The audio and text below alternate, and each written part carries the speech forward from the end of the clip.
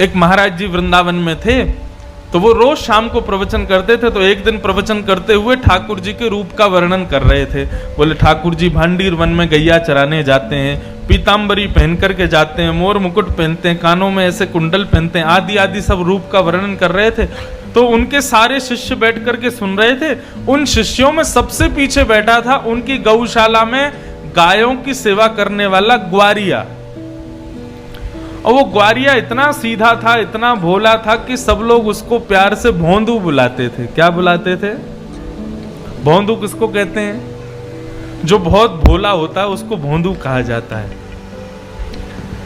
तो गुरुदेव तो प्रवचन करते थे, लेकिन भोंदू जो था ना, उसको ऐसा लगता था कि गुरुजी कोई 2-3 हजार साल पुरानी कथा नहीं सुना रहे हैं, शायद रोज ऐसी लीला होती है वृंदावन में और गुरुजी हमारे उसी को सुना रहे हैं। आज जब गुरुजी ने बताया कि भांडीर वन में ठाकुर जी गैया चराने के लिए जाते हैं, भोंदू ने जैसे ही सुना, सुन करके भोंदू को लगा मैं भी तो भांडीर वन जाता हूं गैया चराने। अरे उसी भांडीर वन में मैं भी गैया चराने जाता हूं और गुरुजी बता रहे हैं उसी भांडीर वन में ठाकुर जी गैया चराते हैं, लेकिन मुझको तो कभी दिखे नहीं। शायद मैंने कभी ध्यान नहीं दिया होगा। अब गुरुजी ने बता दिया, अब कल से भांडीर वन जाऊंगा तो वहां खोजूंगा ठाकुर जी भी आते हैं, गुरुजी बता रहे हैं। उसका इतना विश्वास गुरुजी की बात पर कि उसको लगा कि ठाकुर जी आज भी आते हैं भांडीर वन। अगले दिन गैया चराने के लिए भांडीर वन गया, तो भांडीर वन में गैया सब घूमने लगी और वो यत्र तत्र सर्वत्र वृक्षों के नीचे, सघन कुंजों में, जंगलों में जाके ठाकुर जी को खोजने लगा। गुरुजी हमारे झूठ नहीं बोलते, गुरुजी सही बोल रहे हैं, यहीं पर गैया चराने आते हैं ठाकुर जी। अरे मैं ही अभागा हूं, मैं ही ठाकुर जी को नहीं देख पा रहा, लेकिन ठाकुर जी यहीं कहीं होंगे। अब उसका इतना भोलापन, इतना सीधापन, वो सब जगह ढूंढ रहा था ठाकुर जी को, तो ठाकुर जी से रुका नहीं गया। अकेले जान भोंदू को अपने गायों के समूह को लेकर के, तभी भोंदू देखता है कि सामने से विशाल गायों का समूह आ रहा है और उस गाय के समूह के मध्य में श्याम वर्ण के पीताम्बरी पहने हुए ठाकुर जी उसकी ओर आ रहे हैं। ठाकुर जी को अपनी ओर आते देख भोंदू तो नाचने लगा, निमग्न हो गया, भाव में भर गया।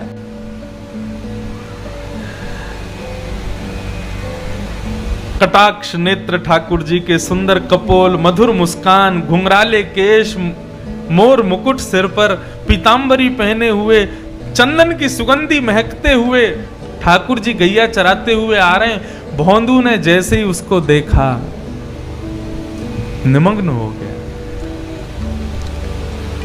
ठाकुर जी आकर के भोंदू के पास बैठ गए। अब भोंदू और ठाकुर जी दोनों एक दूसरे को देखें। भोंदू बोला, आप वही श्याम सुंदर हो ना जिनके बारे में हमारे गुरुजी सुनाते हैं? ठाकुर जी बोले, हाँ हम वही श्याम सुंदर हैं।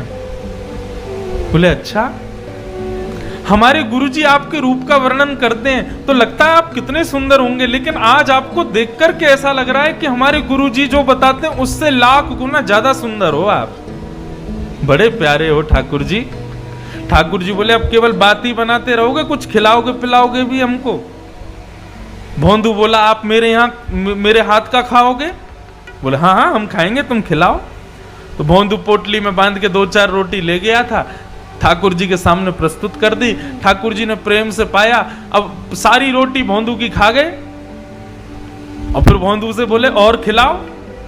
भोंदू बोला, ये मैं तो 2 ही रोटी लाया था, इससे ज्यादा मैं खाता नहीं हूं। ठाकुर जी बोले, कल से और रोटी लाना, हमको भूख लगती है। और ठाकुर जी अपनी गैया लेके चले गए, भोंदू अपनी गैया लेके चला गया। भोंदू को लगा ठाकुर जी ऐसे ही आते हैं, सबसे मिलते हैं, वो तो मेरा ही दुर्भाग्य था जो इतने साल बाद मुझको मिले। भोंदू ने आकर के किसी को कुछ नहीं बताया, उसने गुरुजी से भी कोई चर्चा नहीं की।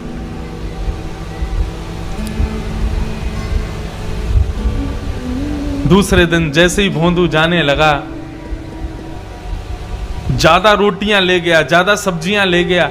तो रसोई घर के जो महाराज जी थे उन्होंने जाकर के गुरुजी को बताया। बोले, गुरुजी आज तो भोंदू इतना सारा भोजन लेकर के जा रहा है।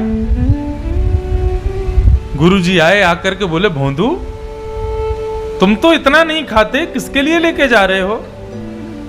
तो भोंदू ने सहज भाव से कहा, बोले गुरुजी मैंने आपको बताया नहीं, लेकिन मैं जहां गैया चराने जाता हूं ना भांडीर वन में, वहां ठाकुर जी भी आते हैं अपनी गैयाओं के साथ। कल आए थे, मेरे से रोटी मांग रहे थे तो मैंने 2 रोटी खिला दी, तो ठाकुर जी को कम लगी इसलिए मैं ज्यादा लेके जा रहा हूं। तो ये ज्यादा पुरानी नहीं, 60-70 वर्ष पुरानी बात है।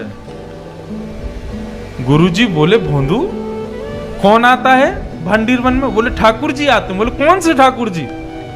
बोले वही ठाकुर जी जिनकी आप कथा सुनाते हो। गुरुजी बोले सच में ठाकुर जी आते हैं? बोले हाँ। अच्छा बता तो सही कैसे दिखते हैं वो? ऐसे कोई बालक मुकुट उकुट पहन के आ गया होगा, तुझको पागल बना रहा होगा? बोले नहीं गुरुजी मैं बताता हूं ना, बिल्कुल कमल जैसे उनके नेत्र हैं, जब वो मुस्कुराते हैं तो ऐसा लगता है मोतियों जैसे उनके दांत हैं, कानों में ऐसा कुंडल पहनते हैं, और गुरुजी सबसे बड़ी बात वे जब चलते हैं ना तो वो बाकी अदा से चलते हैं, और उनके पैर जब पृथ्वी पर पड़ते हैं ना, उसके बाद जब जैसे पैर हटाते हैं तो पृथ्वी पर एक अद्भुत सी सुगंधी सी उगने लगती है, एक अद्भुत सा दृश्य प्रकट हो जाता है पृथ्वी पर। पीली पीतांबरी पहनते हैं, चंदन की सुगंधी आती है। गुरुजी बहुत सुंदर लगते हैं ठाकुर जी। बंधुओं, जो सीधे लोग होते हैं ना वो झूठ नहीं बोलते, चतुर लोग झूठ बोलते हैं। गुरुजी ने मन में विचार किया, कोई और मुझसे कहता तो मैं मानता नहीं, लेकिन भोंदू इतना सीधा है, ये झूठ नहीं बोल सकता।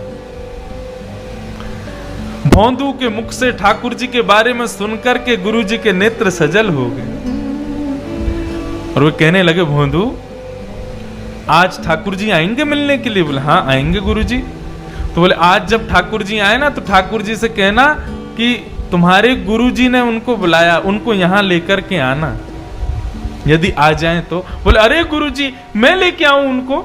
बोले हाँ तुम लेके आना।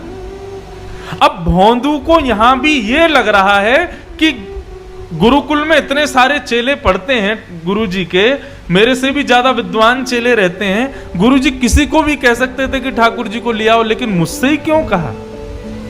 उसको अब भी ये विश्वास नहीं हो रहा कि ठाकुर जी केवल उसी से मिलते हैं। उसको लगा सबसे ही मिलते होंगे, लेकिन गुरुजी ने मेरे को योग्य जान के मुझसे कहा कि ठाकुर जी को लेके आना। भोंदू तो नाचता गाता हुआ पहुंच गया भांडीर वन। जैसे ही ठाकुर जी आए, ठाकुर जी आके बोले अरे भैया भोंदू जल्दी रोटी खिला।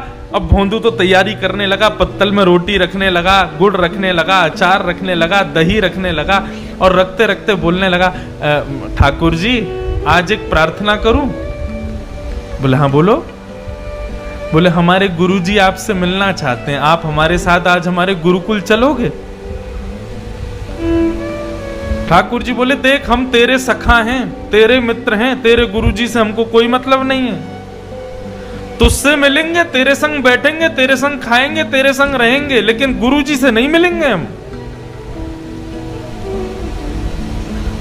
चरण पकड़ लिए भोंदू ने, बोले वो मेरे गुरुजी हैं, मैं तो आपको जानता ही नहीं था, मैं तो इतने वर्षों से यहाँ गैया चराने आ रहा हूं, लेकिन मैंने कभी आपको देखा ही नहीं। गुरुजी ने बताया कि भांडीर वन आप आते हो गैया चराने, तभी तो मैंने आपको देखा। जिन गुरुजी ने आपसे मिलवाया, जिन गुरुजी ने आपके बारे में बताया, जिन गुरुजी ने मुझे आपके योग्य बनाया, वो गुरुजी आपको बुला रहे हैं, आप मना मत करो ना, चलो ना मेरे साथ। ठाकुर जी बोले देख भोंदू तू जो कहेगा सब करेंगे, लेकिन ये तेरे अलावा हम किसी से नहीं मिलेंगे, और चाहे तेरे गुरुजी हो चाहे गुरुजी के भी पिताजी हो, हम तुझसे ही मिलेंगे बस। ठाकुर जी रोटी खा रहे थे बढ़िया गुड़ के साथ में, तो भोंदू ने हाथ से रोटी छिना ली, बोले तो ये भी मत खाओ, ये भी गुरुजी की है। और पत्तल भी उठा ली, बोले ये भी छोड़ो, ये भी गुरुजी के यहाँ की बनी है, ये भी क्यों खा रहे हो? और सुनो ठाकुर जी, आपको मुझसे ही मिलना है, मेरे अलावा किसी से नहीं मिलना, तो मेरी भी वचन सुन लीजिए। मुझे इस योग्य गुरुजी ने बनाया, और यदि गुरुजी से आप नहीं मिलोगे तो कल से यहां मत आना, मैं भी आपसे नहीं मिलूंगा। ठाकुर जी बोले तू अभी जानता नहीं है, बड़े बड़े लोग त्रिलोकीनाथ के दर्शन के लिए हिमालय पर जाके तपस्या करते हैं, तब जाके मेरा दर्शन मिलता है, और हम तेरे सामने इतनी सहजता से बैठे, तू कह रहा कल से मिलेगा नहीं। भौंदू बोला मैंने तपस्या नहीं की, मैंने अपने गुरु की सेवा की, तो इसका मतलब ये सिद्ध हो गया कि लोग 1000 वर्ष तपस्या करके आपका दर्शन करते हैं, लेकिन मेरे गुरु जी के चरणों में 1000 वर्षों के समान तपस्या का फल है। मैं उनको प्रणाम करता हूं और उससे मुझे आपके दर्शन हो जाते हैं। ऐसे गुरु को क्यों नहीं मिलोगे आप? ठाकुर जी बोले गुरु जी से नहीं मिलेंगे। तो फिर भौंदू बोला ठीक है, तो आज से मेरी आपकी कट्टी, कल से मत आना यहां पे। मेरे गुरु जी के नहीं तो फिर मेरे भी नहीं आप। और भौंदू ने अपना सारी सामग्री उठाई, सारी गैयाओं को इकट्ठा किया और जाने लगा वहां से, भगवान को छोड़ के जाने लगा। भगवान बोले अरे भौंदू रुक तो जा। बोले अब तो मैं तभी रुकूंगा जब आप मुझे वचन दोगे कि मेरे गुरुजी से मिलोगे। अगर आप ये वचन नहीं दोगे तो मैं नहीं मिलूंगा, मैं नहीं रुकूंगा। भौंदू जाने लगा, थोड़ी दूर गया, थोड़ी और दूर गया। अब मानो जैसे कि हमारे श्याम सुंदर के त्रिलोकीनाथ की त्रिलोक की संपदा छूट रही हो। दौड़े भौंदू के पीछे और पीछे जाकर के भौंदू के कमर पर चढ़ गए ऊपर और बोले तू जहां जाएगा सब जगह जाएंगे, लेकिन तू छोड़ करके मत जा, ले चल अपने गुरुजी के पास में। और आज आश्रम में बैठे गुरुजी राह तक रहे थे कि भौंदू आ रहा होगा गैया लेकर के, तभी क्या देखते हैं असंख्य गायों का झुंड आ रहा है और उन असंख्य गायों के झुंड के बीच में भौंदू अपने कमर पर ठाकुर जी को उठा करके ला रहा है। ये दृश्य देखते ही जो गुरुजी थे वे तो मूर्छित हो गए, और जब होश में आया तो नंद नंदन को सामने देखा। उठते ही जैसे ही ठाकुर जी को देखा, ठाकुर जी को प्रणाम नहीं किया, पहले भौंदू को प्रणाम किया। बोले तेरी भक्ति को प्रणाम करता हूं भौंदू, तेरी इतनी सरलता, इतनी सहजता, इतनी कोमलता कि तेरा नाम भी कोई तेरे को नहीं बुलाता, सब तेरे को भौंदू भौंदू बुलाते, इतना सीधा है तू। आज तेरे वशीभूत होकर के त्रिलोकीनाथ मेरे आश्रम चल के आए। ये सत्य घटना है वृंदावन की।